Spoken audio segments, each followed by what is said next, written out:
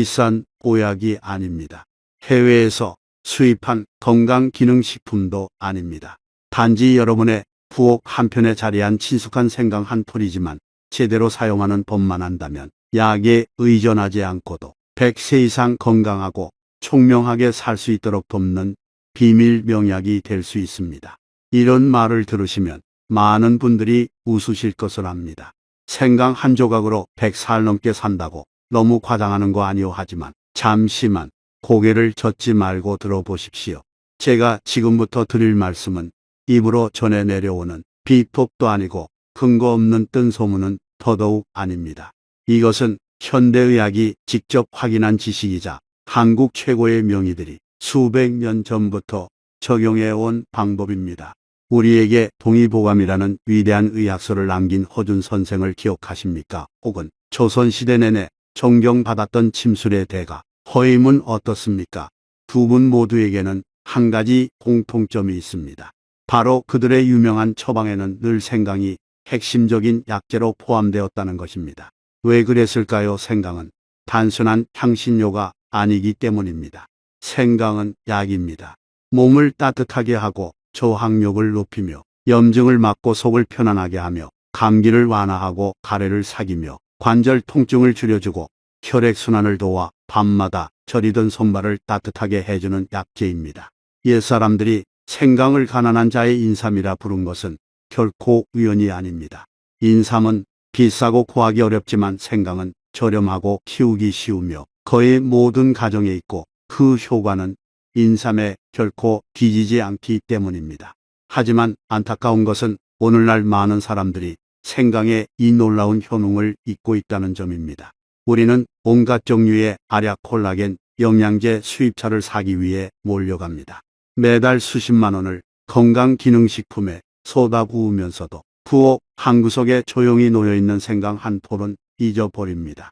심지어 생강이 좋다는 것을 알면서도 잘못된 방법으로 사용하거나 잘못된 시간에 마시거나 잘못된 방식으로 담가 오히려 역효과를 내는 경우도 있습니다. 이것이 제가 오늘 이 영상을 만드는 이유입니다. 중년과 노년의 건강에 진심으로 관심을 가진 여러분께서 생강을 어떻게 사용해야 그 효과를 온전히 발휘할 수 있는지 명확히 이해하도록 돕기 위해서입니다.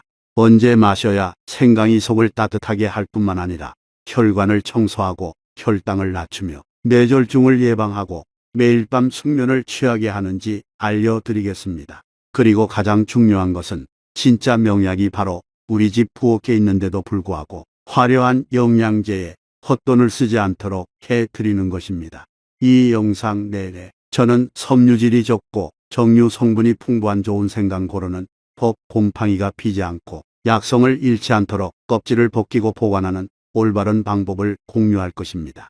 특히 백설탕을 사용하지 않고 간단하게 생강 시럽을 만드는 두 가지 비법과 함께 고혈압, 당뇨부터 불면증에 이르기까지 각 건강 문제에 도움이 되는 최적의 음용 시간까지 공개하겠습니다. 마지막으로 많은 분들이 생강을 꾸준히 사용해도 효과를 보지 못하는 흔한 실수들을 낱낱이 파헤쳐 드리겠습니다. 만약 이 정보가 유용하다고 생각되신다면 주저하지 마시고 채널 구독 버튼을 눌러주십시오. 저를 위해서가 아닙니다. 바로 여러분 자신과 사랑하는 가족들의 건강을 위해서입니다. 영상을 보는 데는 단 몇 분밖에 걸리지 않습니다. 하지만 때로는 그 몇 분이 건강하고 평안한 삶을 수십 년 더 연장해 줄 수도 있습니다.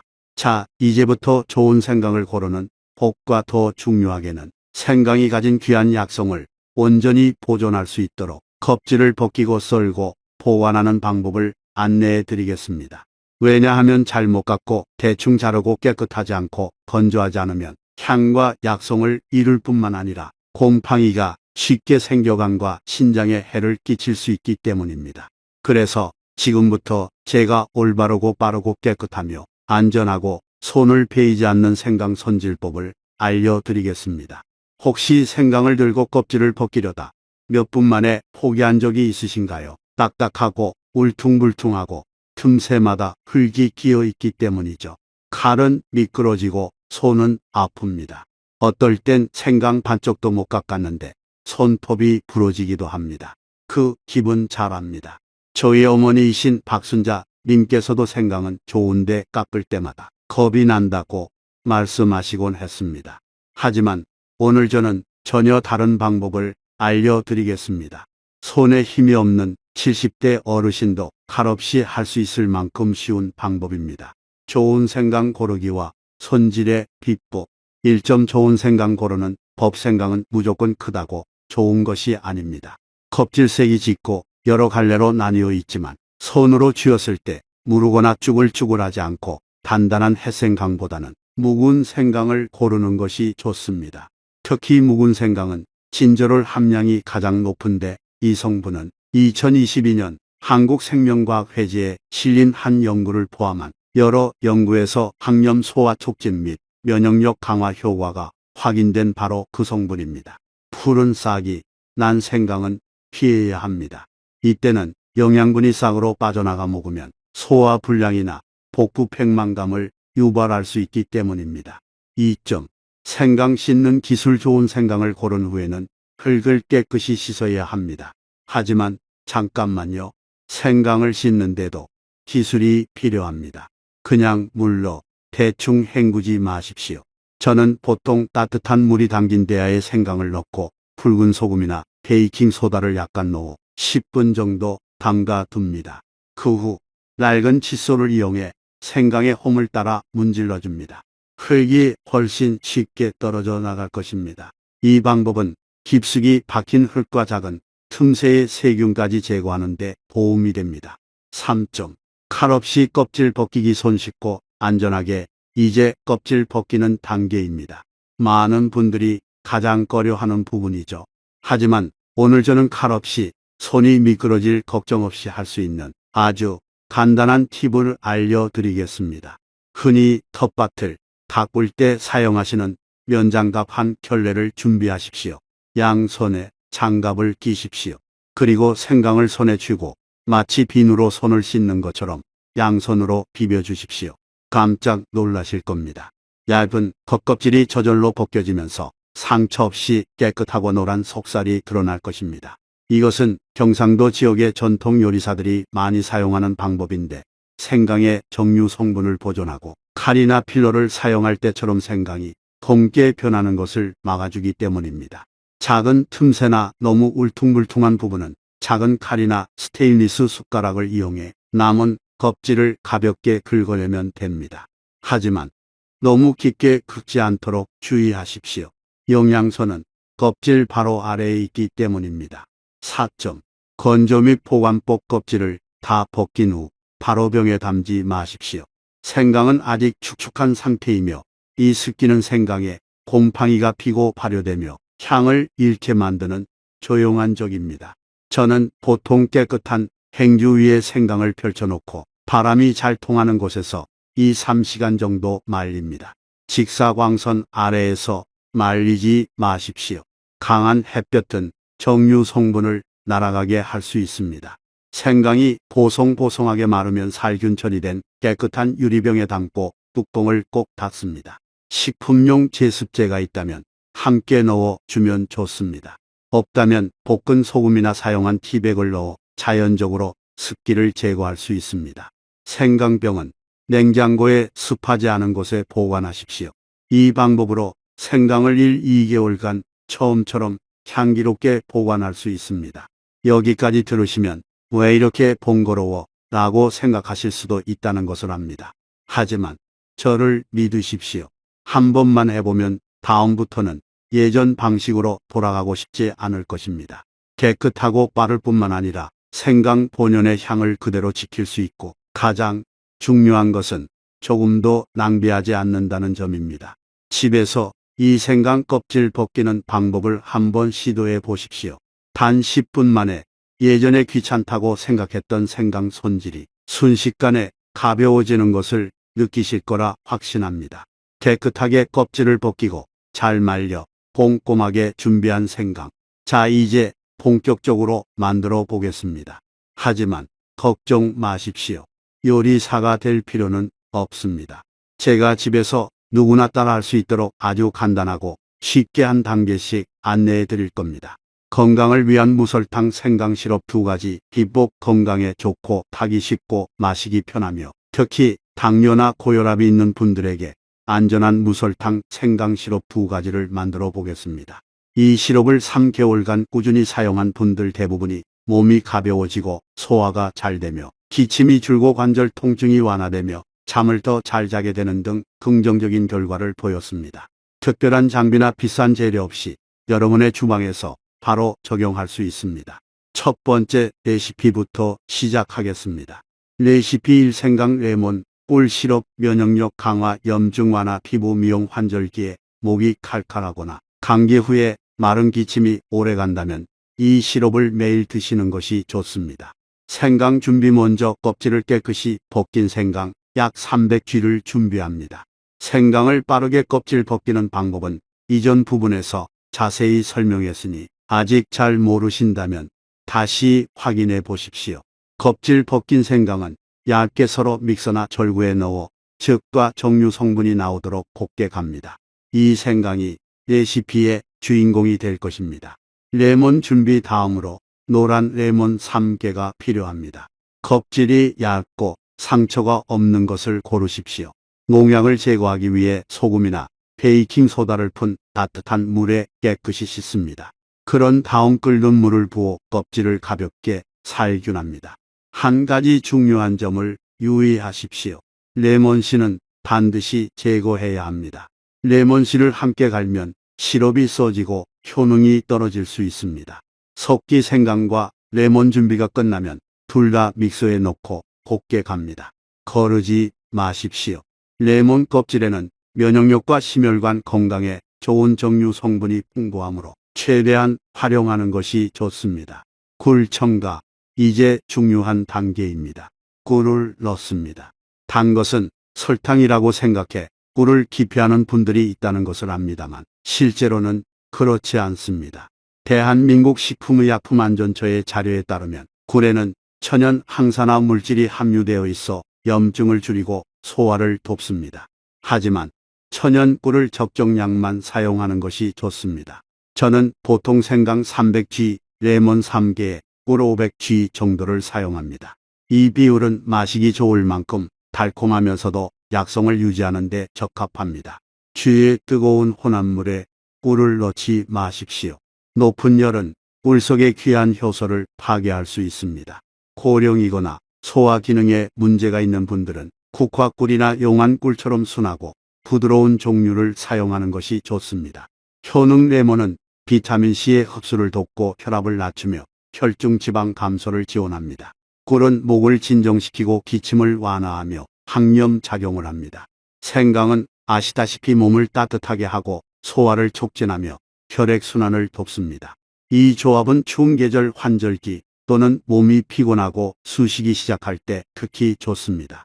레시피. 이 생강, 양파, 올리고당 시럽. 당뇨 환자, 소화 기능이 약한 분들을 위해 이것은 설탕이나 꿀을 사용할 수 없는 분들을 위한 특별한 레시피입니다.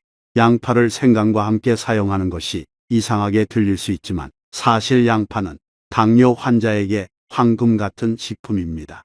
서울대학교의 한 연구에 따르면 양파는 혈당을 낮추고 콜레스테롤을 감소시키며 인슐린 감수성을 개선하는 능력이 있는 것으로 입증되었습니다.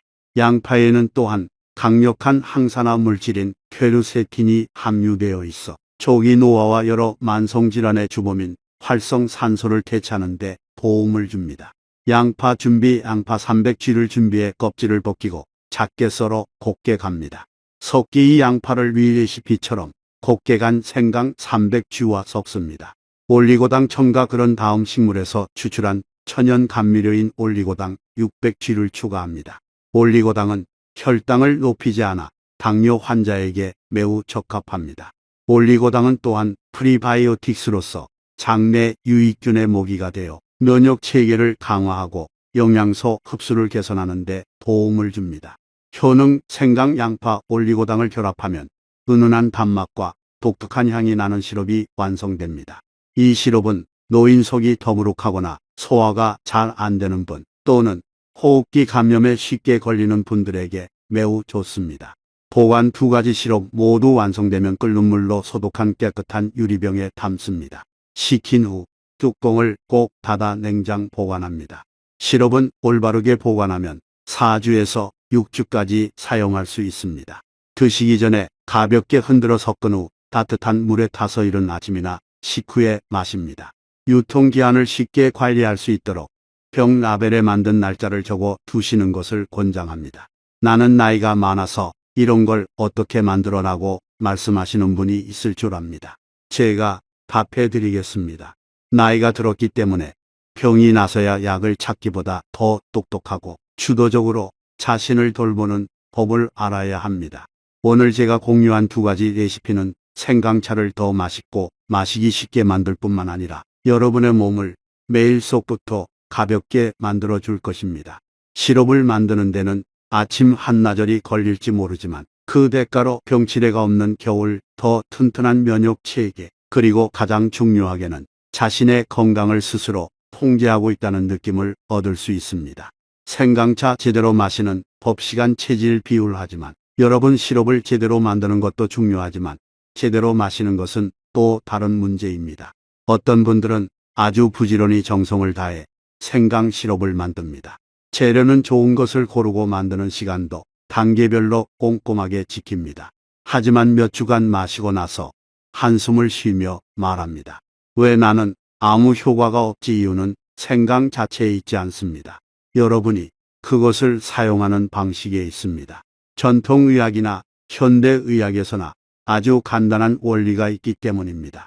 바로 맞는 시간, 맞는 사람, 맞는 방법으로 사용해야 효과를 발휘하며, 그렇지 않으면 이로움보다 해로움이 더 크다는 것입니다. 그래서 오늘 저는 집에서 바로 적용할 수 있도록 구체적이고 이해하기 쉽게 생강 시럽을 올바르게 마시는 법을 공유하겠습니다. 여러분이 들인 노력이 헛되지 않도록 말입니다. 1점 황금, 비율 진하게보다 묽게. 먼저 이것 하나만은 꼭 기억해 주십시오. 진하게 타지 말고 묽게 타십시오. 많은 분들이 생강은 진할수록 좋다고 생각하고 한 번에 강하게 마시려고 합니다. 하지만 그것은 잘못된 생각입니다. 생강은 성질이 뜨거운 약재입니다. 너무 진하게 타서 마시면 특히 몸에 열이 많은 체질의 경우 쉽게 상열감, 불면증, 간열을 유발할 수 있습니다. 가장 합리적인 비율은 생강 시럽 1큰술, 약 15ml에 뜨거운 물 250ml를 섞는 것입니다. 물의 온도, 물은 약 70도씨에서 80도씨 사이입니다. 왜 방금 그린 100도씨의 물을 사용하지 않을까요? 물이 너무 뜨거우면 생강 속의 귀한 정유 성분과 천연 효소가 날아가 버리기 때문입니다. 마시면 속은 따뜻해지겠지만 약효는 많이 감소합니다. 반면 미지근한 물은 시럽 속의 유효 성분을 활성화시키기에 충분하지 않아 효과가 현저히 떨어집니다. 손으로 온도를 가늠해 볼 수 있습니다. 손을 댔을 때 태지 않을 정도의 따뜻한 물이 적당합니다. 첨가물, 만약 레몬꿀 레시피를 사용하신다면 신선한 레몬 한 조각을 추가해 상큼한 맛을 더할 수 있습니다. 하지만 양파 올리고당 레시피를 드신다면 다른 것을 첨가하지 않는 것이 좋습니다. 양파 자체의 향과 맛이 독특해서 다른 것을 섞으면 맛이 섞여 품질에 영향을 줄 수 있기 때문입니다. 2점. 마시는 시간, 목적에 따라 조절. 그렇다면 생강차는 언제 마시는 것이 가장 좋을까요? 목적에 따라 마시는 시간을 조절하는 것이 좋습니다. 아침 면역력 활성화, 소화 개선, 면역 체계를 활성화하고 소화를 개선하며 몸을 속부터 따뜻하게 하고 싶다면 아침 식사 20-30분 전에 마시는 것이 좋습니다. 하지만 위궤양 병력이 있는 분은 공복에 마시지 않는 것이 좋습니다. 대신 삶은 고구마 몇 조각이나 빵 한 조각 같은 가벼운 음식을 먼저 드신 후 생강차를 마시는 것이 좋습니다.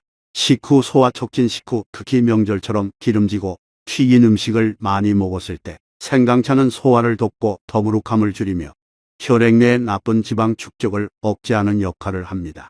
식후 20분 뒤에 작은 잔으로 한 잔만 마셔도 몸이 한결 가벼워지고 저녁까지 이어지는 더부룩한 느낌이 사라지는 것을 느끼실 겁니다.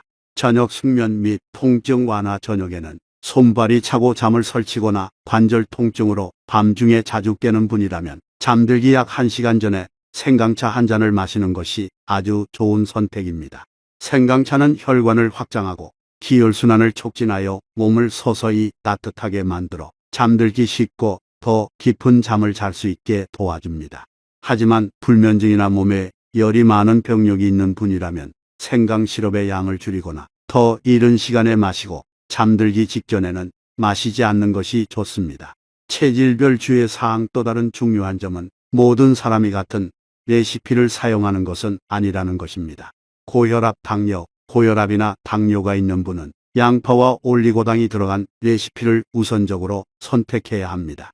설탕이 없고 양파 속 천연 활성 성분 덕분에 가벼운 혈압 강화 효과도 있기 때문입니다.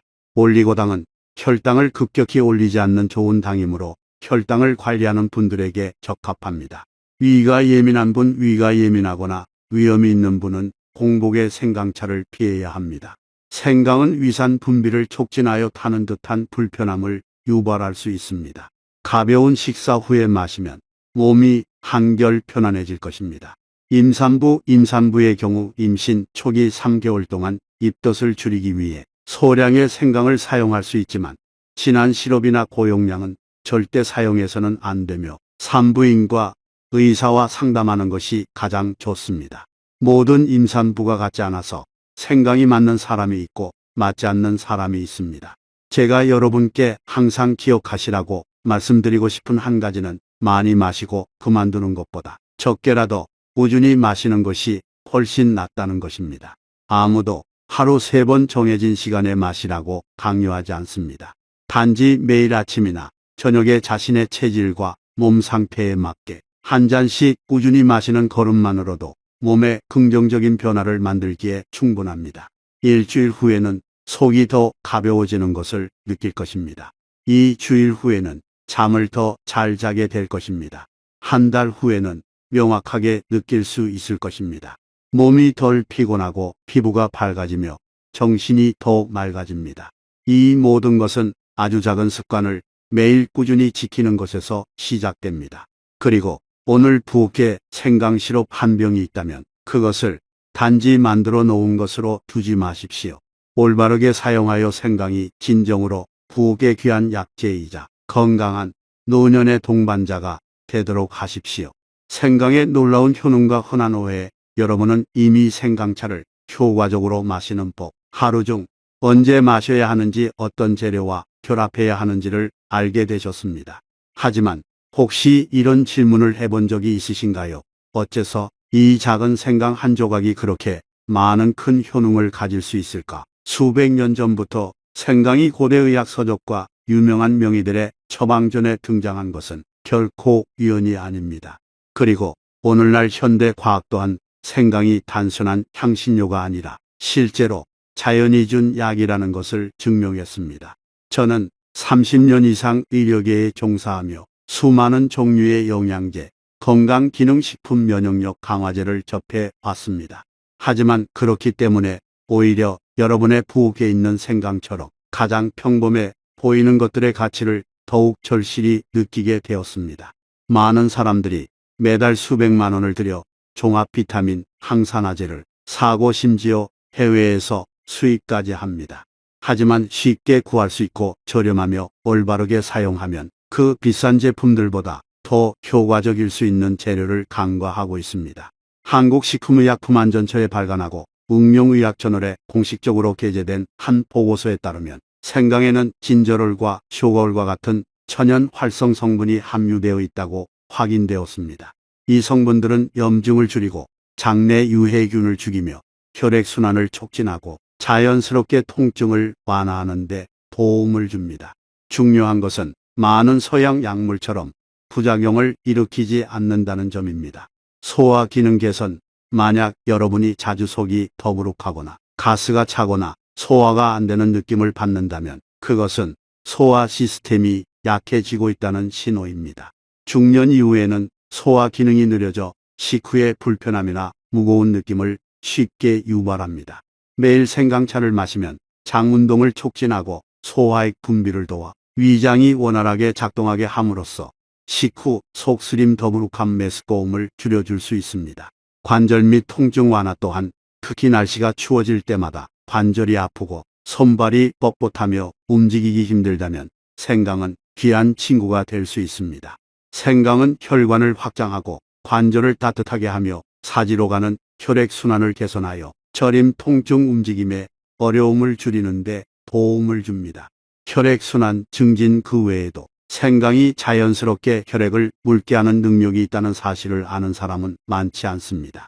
이것은 혈액순환이 나빠져 혈전 형성 뇌졸중, 뇌출혈의 위험이 높아지는 고령자에게 특히 중요합니다. 꾸준한 걷기, 가벼운 식단과 함께 생강차를 규칙적으로 마시면 이러한 위험을 완화하는 데 도움이 될 수 있습니다.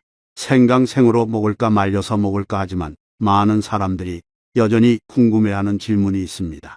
생강을 신선한 것으로 써야 할까요? 아니면 말린 것으로 써야 할까요? 신선한 생강은 효소 종류 그리고 원래의 활성 성분을 더 많이 함유하고 있습니다. 차를 끓이거나 시럽을 만들거나 꿀과 함께 생으로 먹기에 적합하며 특히 여름철이나 소화를 개선하고 싶을 때 유용합니다.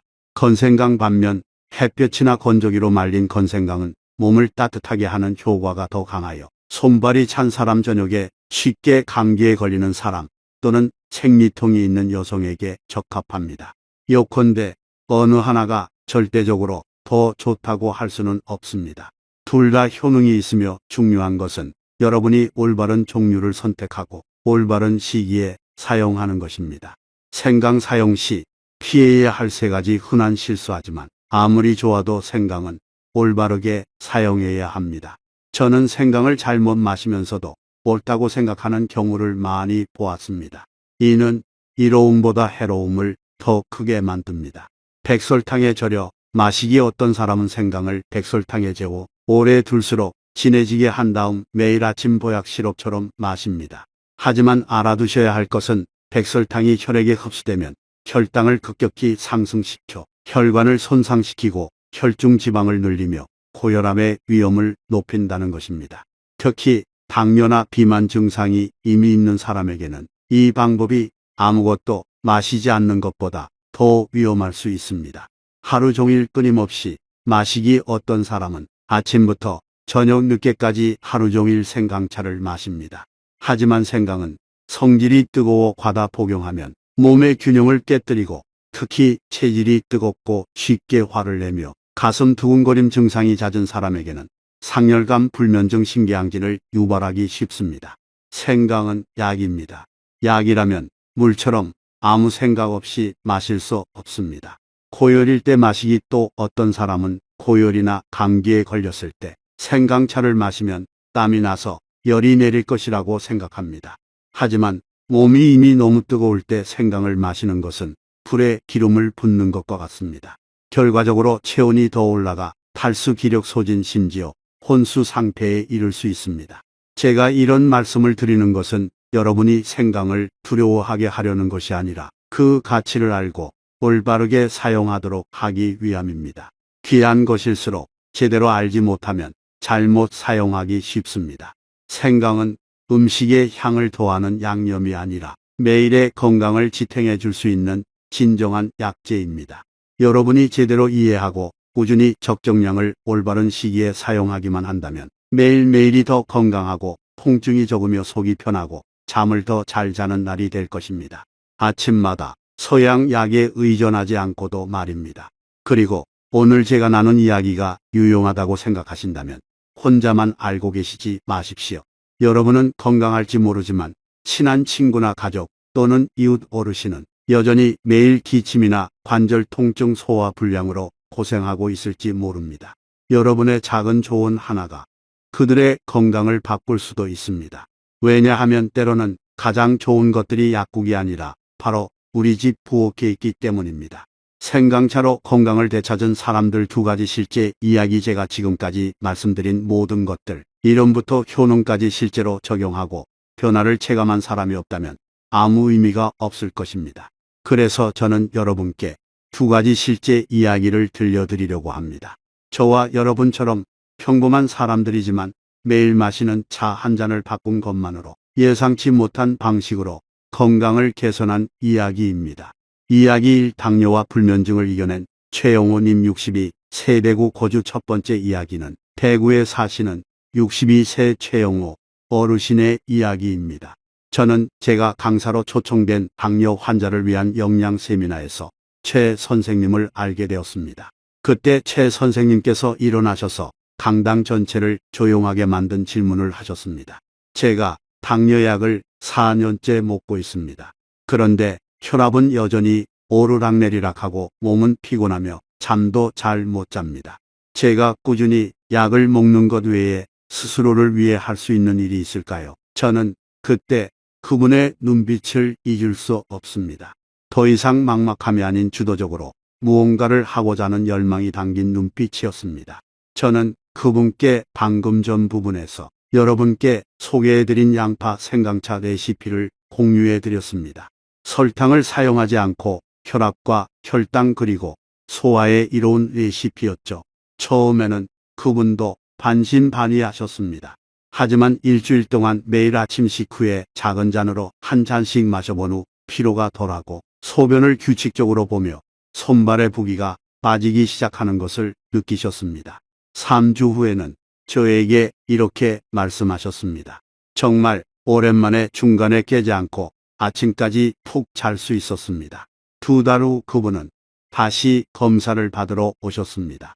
검사 결과 혈당이 이전보다 거의 15% 더 안정되었고 아침 혈압도 예전처럼 불규칙하게 변동하지 않았습니다. 물론 이 모든 것이 생강차 덕분이라고 감히 말할 수는 없습니다. 하지만 저는 매일 아침 차 한 잔과 같은 작은 습관의 변화가 차이를 만들었다고 믿습니다. 그리고 가장 중요한 것은 최 선생님께서 자신감을 되찾으셨다는 것입니다. 더 이상 자신을 운명을 감내해야 하는 환자로 보지 않고 주도적으로 건강하게 살 수 있는 사람으로 보게 되었습니다. 이야기 만성 기침을 해결한 강미숙님 56세 전주 거주 두 번째 이야기는 전주에 사시는 은퇴한 교사인 56세 강미숙 씨의 이야기입니다. 그녀는 날씨에 극도로 민감한 분이셨습니다. 계절이 바뀔 때마다 특히 가을에서 겨울로 넘어갈 때면 목이 따끔거리고 마른 기침이 발작적으로 나며 감기에 아주 쉽게 걸리셨습니다. 그녀는 제게 말했습니다. 기침할 때마다 기침약 먹고 코에 스프레이 뿌리고 목캔디를 먹어요. 하지만 한 번도 완전히 나은 적이 없어요. 이번 감기가 끝나면 다음 감기가 또 와요. 제가 물었습니다. 생강차는 드셔보셨나요? 그녀는 시도해봤지만 쓰고 속이 쓰려서 중간에 그만뒀다고 했습니다. 저는 웃으며 목을 진정시키고 면역력을 높이며 마시기에도 훨씬 편한 꿀을 약간 섞은 레몬 생강차 레시피를 다시 소개해 주었습니다. 그녀는 시도했습니다. 그리고 놀랍게도 단 10일 만에 제게 메시지를 보내왔습니다. 매일 아침 마셨더니 목이 한결 부드러워졌어요. 특히 올해는 몇 년 만에 처음으로 날씨가 계속 바뀌는데도 감기에 걸리지 않았어요. 사실 이상할 것이 없습니다. 2020년 한국영양학회의 한 보고서에 따르면 생강과 레몬은 나이가 들면서 면역력이 점차 감소하는 중년층에게 특히 효과적인 자연 면역력을 강화하는 최고의 식품군으로 분류되었습니다. 저는 제 레시피를 자랑하려는 것이 아닙니다. 단지 여러분께서 우리가 흔히 생선조림이나 국에 사용하는 생강이 제대로만 사용하면 질병을 예방하고 지속 가능한 방식으로 건강을 지켜줄 수 있다는 것을 명확히 보시길 바랄 뿐입니다. 최 선생님과 강 선생님 모두 수입 영양제를 사용하지 않았고 비싼 건강기능식품을 사지도 않았습니다. 그들은 단지 간단하고 자연스러우며 꾸준한 방법을 선택했을 뿐입니다. 제가 이 이야기를 공유하는 것은 여러분께 반드시 생강차를 마셔야 한다고 설득하기 위함이 아닙니다. 여러분이 어떤 나이에 있든 건강 상태가 어떻든 변화할 수 있다는 것을 믿게 해드리기 위함입니다. 단지 가장 작은 것부터 시작하기만 하면 됩니다. 매일 마시는 생강차 한 잔이 일주일 만에 여러분을 건강하게 만들어 주지는 못할 수도 있습니다. 하지만 그것이 한겨울 내내 병원에 갈 필요가 없게 만들어줄 수는 있습니다. 생강차 그 이상의 건강 50세 이후의 생활습관 조정 만약 여러분이 나도 한번 시도해 볼까라고 망설이고 계신다면 저는 단 한 가지 조언을 드리고 싶습니다. 시도해 보세요. 하지만 올바른 방법으로 그리고 이제 꾸준히 시도하세요. 어쩌면 최 선생님과 강 선생님처럼 여러분도 훨씬 가볍고 주도적이며 살 가치가 있는 새로운 건강의 단계로 들어서게 될지도 모르니까요. 보시다시피 최 선생님이나 강 선생님 모두 공통점이 있습니다. 그들은 단지 생강차만 마신 것이 아니라 생활 방식 전체를 바꿨다는 것입니다. 생활 습관 개선이라는 말을 들으면 많은 분들이 부담을 느끼실 것을 압니다. 특히 수십 년간 고정된 생활 리듬에 익숙해져 있을 때는 더욱 그렇습니다. 하지만 진실은 건강이 특정 식품 하나, 약 한 알 또는 특별한 운동 하나에 있지 않다는 것입니다. 그것은 매일의 습관 사서에 보이지만 올바른 방식으로 유지될 때 우리의 신체 상태와 정신 그리고 수명까지 바꿀 수 있는 힘을 가진 것들 속에 있습니다. 생강이 아무리 귀하다 해도 전체적인 건강이라는 그림의 작은 조각일 뿐입니다. 50세 이후에 건강하고 오래 살며 질 높은 삶을 살기 위해서는 식단뿐만 아니라 수면, 운동, 호흡법, 사고방식 그리고 매일 자신을 사랑하는 방법까지 조절해야 합니다. 1점 운동 쉬는 것은 멈추는 것이 아니다. 제가 가장 먼저 강조하고 싶은 것은 너무 오래 앉아있는 습관입니다. 은퇴 후 많은 분들이 평생 일했으니 이제 쉴 때다 라고 생각하십니다. 쉬는 것은 맞습니다. 하지만 쉰다는 것이 움직이지 않는다는 뜻은 아닙니다. 오래 앉아있으면 특히 아침부터 저녁까지 한자리에 앉아있으면 혈액이 원활하게 순환하지 못해 다리에 혈액이 고이고 이는 부종심지어 혈관 막힘의 원인이 될 수 있습니다. 대한민국 국립보건연구원의 연구에 따르면 매일 30분씩 걷는 사람은 거의 움직이지 않는 사람에 비해 심혈관 질환 및 고혈압 발병 위험이 최대 40% 낮다고 합니다. 매일 아침 동네를 30분간 천천히 걷기만 해도 심장이 더 튼튼해지고 혈액순환이 원활해지며 소화 기능도 좋아지고 정신도 상쾌해집니다. 2점 수면, 치유의 시간. 두 번째 요소는 수면입니다. 밤중에 잠에서 깬 적이 있으신가요? 혹은 몇 시간 자고 나면 다시 잠들지 못하시나요? 중년의 수면 장애는 흔한 일이지만 가볍게 여겨서는 안 됩니다. 왜냐하면 잠자는 동안에야말로 몸이 자가 치유를 하는 시간이기 때문입니다. 뇌는 독소를 제거하고 내장기관은 휴식을 취하며 암 예방 및 면역 조절 효과가 있는 멜라토닌 같은 호르몬이 가장 활발하게 분비됩니다.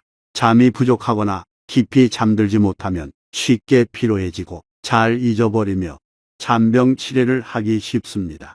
잠들기 어렵다면 일찍 불을 끄고 잠들기 1시간 전부터는 휴대폰이나 TV를 사용하지 마십시오.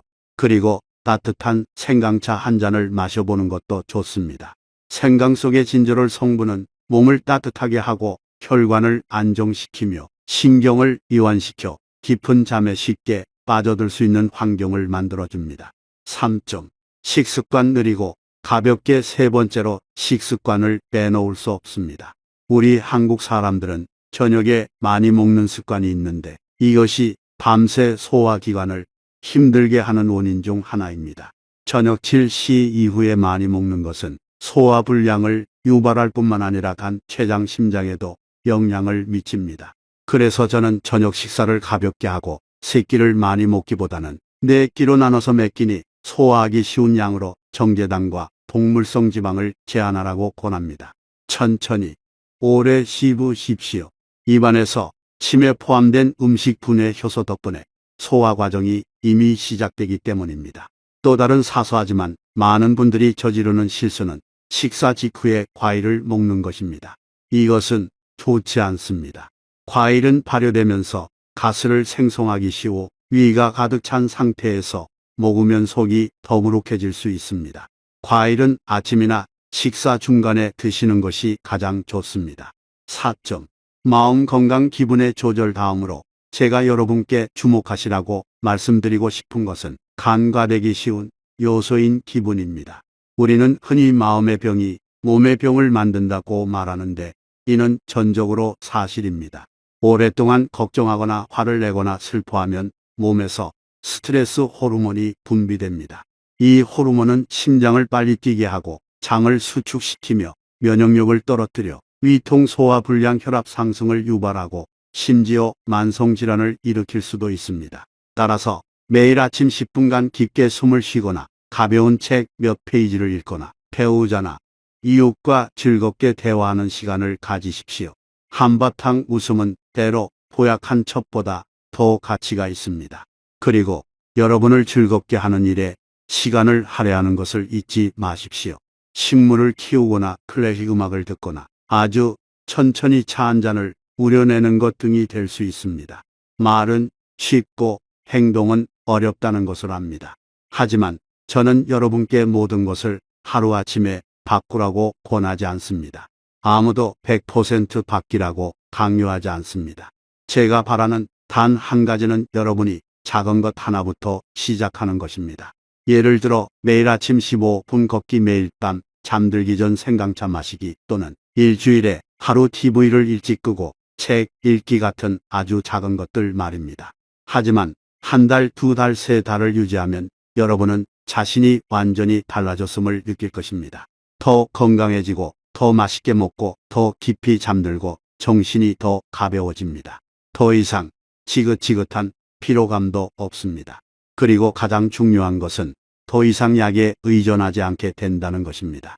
왜냐하면 여러분 진정한 건강은 결코 처방전에 있지 않기 때문입니다. 그것은 여러분이 매일 어떻게 사느냐에 달려 있습니다. 자주 묻는 질문에 대한 명쾌한 답변, 제가 올리는 영상마다 수백 개의 질문이 들어옵니다.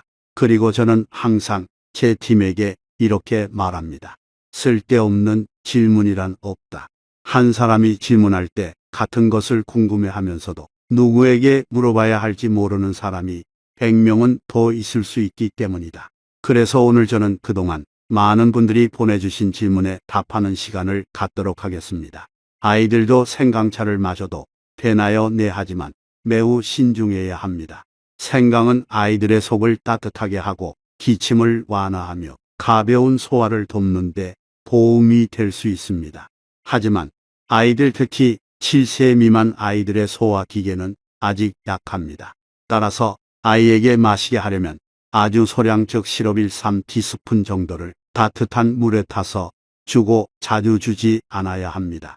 열이 나거나 몸에 열이 많거나 설사를 하는 아이에게는 절대로 생강을 사용하지 마십시오. 그리고 이 세 미만의 아이에게는 자연식품이라 할지라도 어떤 보충식품을 시도하기 전에 반드시 소아과 의사와 상담하는 것이 가장 좋습니다. 매일 심혈관 약을 복용 중인데 생강차를 마셔도 되나요? 이것은 매우 중요한 질문입니다. 왜냐하면 생강은 혈액순환을 촉진할 수 있는데 이는 올바르게 사용하지 않으면 이점이자 동시에 위험이 될 수 있기 때문입니다. 만약 여러분이 혈액응고제, 혈압 강화제 또는 심박수 조절제를 복용 중이라면 생강차를 마실 수는 있지만 올리고당을 넣은 양파 생강 레시피처럼 더 순한 것을 선택하고 아주 묽게 타서 식후에 마시는 것이 좋습니다. 진한 생강을 사용하거나 공복에 마시지 마십시오. 그리고 가장 중요한 것은 생강이 천연약이라고 생각해서 현재 복용 중인 약을 임의로 중단하거나 대체해서는 안 된다는 것입니다. 생강 시럽에 대추, 계피, 감초를 추가해도 되나요? 저는 이 질문을 아주 좋아합니다. 왜냐하면 이것은 여러분이 단지 따라 하려는 것이 아니라 문제의 본질을 명확히 이해하고 싶어 한다는 것을 보여주기 때문입니다. 대추는 혈액을 보충하고 신경을 안정시키며 자연스러운 단맛을 더해줍니다. 계피는 몸을 따뜻하게 하고 혈액순환을 도우며 특히 손발이 찬 사람에게 좋습니다. 감초는 목을 진정시키고 기침을 완화하는 데 도움을 줍니다. 생강 시럽 레시피에 이들 재료 중 한두 가지를 추가하는 것은 전혀 문제 없습니다. 하지만 소량만 사용해야 합니다. 고혈압이 있는 분은 계피를 너무 많이 넣지 마십시오. 심박수를 높일 수 있기 때문입니다. 당뇨가 있는 분은 감초를 제한하십시오. 장기간 사용 시 혈당 수치에 영향을 줄 수 있기 때문입니다.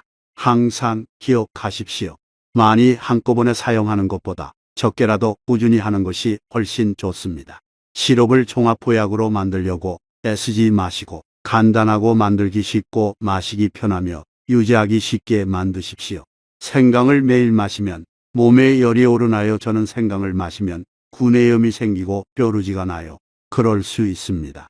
왜냐하면 생강은 성질이 따뜻한 식품이며 많이 사용하면 뜨겁기까지 하기 때문입니다.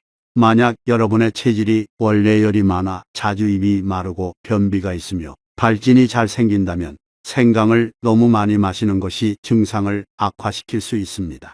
저의 조언은 여러분 자신의 몸을 관찰하라는 것입니다. 생강 시럽을 며칠 마신 후 입이 마르고 몸에 열이 나는 것을 느낀다라면 양을 줄이거나 격일로 마십시오.